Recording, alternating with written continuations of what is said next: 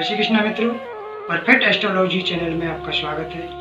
पिछली बार हमने वीडियो बनाया था सूर्य को लेकर के, सूर्य के क्या अनिष्ट फल होते हैं वो बताया था। हमारे जीवन में जिस ग्रह की दशा चल रही है तो हमें कैसे पता चले कि किस ग्रह की दशा हमारे जीवन में चल रही है, और जिस ग्रह की दशा चल रही है वो हमारे लिए अनुकूल है, प्रतिकूल है, फलकारी है, अनिष्टकारी है।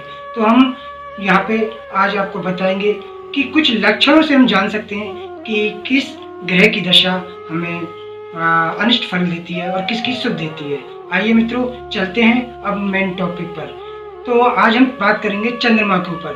चंद्रमा दोस्तों अपनी कुंडली में मन का कारक होता है। चंद्रमा हमारे जीवन में बहुत एक कुंडली में कहा जाए तो 50 से 60% तक चंद्रमा का प्लेसमेंट जो होता है अपने जीवन में प्रभाव डालता है। चंद्रमा ज्योतिष में मन का कारक और माता का कारक कहा गया है। जब भी चंद्रमा खराब होता है तो जिनकी कुंडली में चंद्रमा खराब है वो ज्यादातर मानसिक स्थिति से परेशान रहते हैं, और चंद्रमा की अनिष्ट स्थिति होने के कारण आपके माता को भी रोक देता है।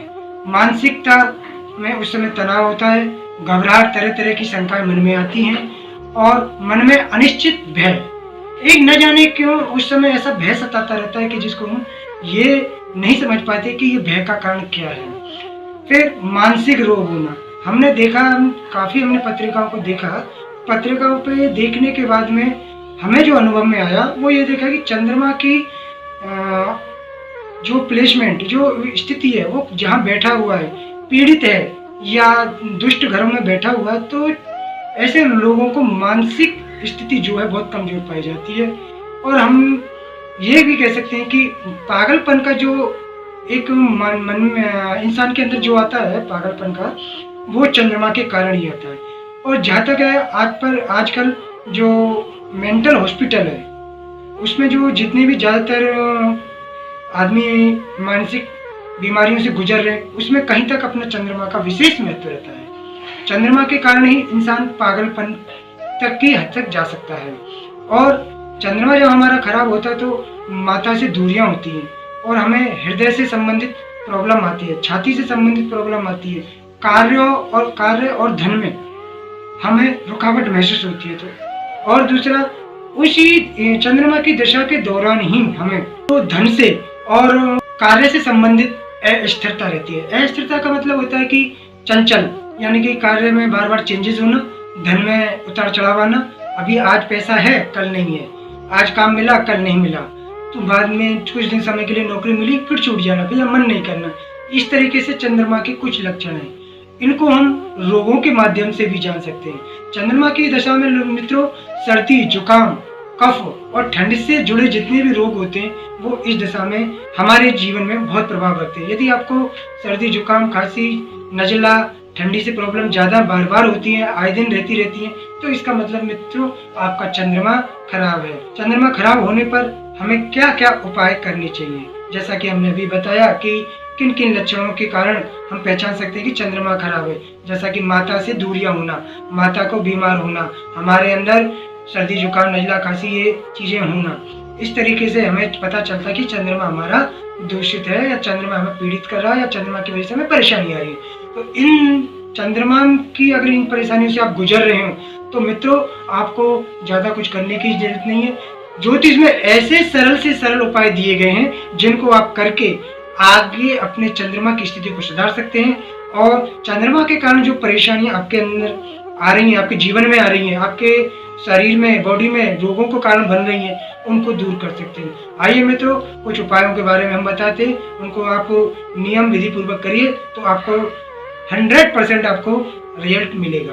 तो सबसे पहले करना क्या था, जैसे हमने बताया कि चंद्रमा माता का कारक होता है, बगैर पैसे का उपाय है मित्रों, आपको करना कुछ नहीं है, सुबह सुबह उठ के माता के चरण छूने, उनका आशीर्वाद लेना है, और घर के जितने भी बुजुर्ग हैं उनके चरण स्पर्श करके आपको आशीर्वाद लेना है। दूसरा, रात में सोते समय आप सर के पास में एक तांबे के लोटे में जल भर के रखिए और उस जल को सुबह किसी छोटे पौधे में उसको डाल दीजिए। तो ऐसा करने से आपका चंद्रमा का जो खराब फल देना है वो देना बंद हो जाएगा। मित्रों चौथा उपाय, घर के उत्तर पश्चिम कोना जो होता है, वास्तु के हिसाब से घर का जो उत्तर पश्चिम जो कोना होता है, उसमें हम कोने में पौधे लगाएं और उनमें सुबह शाम आप उसमें जल जरूर दें और सोमवार का व्रत करें, शिव जी की आराधना करें। ऐसा करने से मित्रों आपका चंद्रमा जो अनिष्ट फल दे रहा है वो देना बंद करेगा। अगला उपाय है कि 2 चांदी के टुकड़े लेने हैं। एक टुकड़े को आपको बहते हुए पानी में डालना है और एक आपको अपने पास रखना है। तो ये उपाय करने से आपका चंद्रमा जो अनिष्ट फल दे रहा है वो देना बंद करेगा।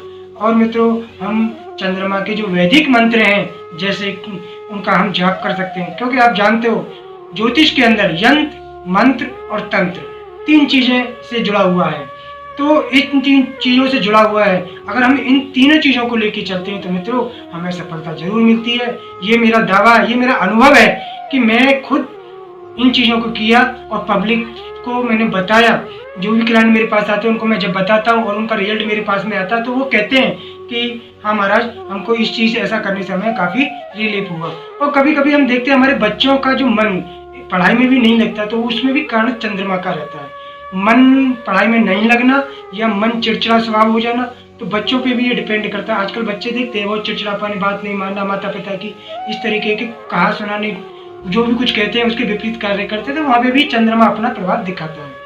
तो हम वैदिक मंत्र की बात कर रहे थे, तो अपना जो वैदिक मंत्र है आपको करना कुछ नहीं है मित्रों। सुबह प्रातःकाल स्नान आदि के बाद में आपको 108 बार सिर्फ ओम सोम सोमाय नमः 108 बार आपको इस मंत्र का जप करना है। आप देखिए मित्रों 45 दिन के अंदर आपको खुद अनुभव करोगे कि मेरे जीवन में कितना परिवर्तन हुआ। जैसा कि हमने चंद्रमा के बारे में आपको बताइए, मुझे विश्वास है कि आप इन उपायों करोगे और अपने जीवन में लाभ लोगे। धन्यवाद मित्रों, आज का वीडियो हम यहीं समाप्त करते हैं। नेक्स्ट वीडियो लेके आएंगे मंगल ग्रह के ऊपर, उसमें आपको बताएंगे मंगल से हमें क्या क्या होने वाला है, उसके बारे में चर्चा करेंगे। आपको मेरा वीडियो अच्छा लगा हो तो उसको सब्सक्राइब, लाइक और शेयर जरूर करें, जिससे कि हमें हौसला बढ़ता है हमारा, हम और भी वीडियो बनाने का प्रयास करेंगे। जय श्री कृष्ण।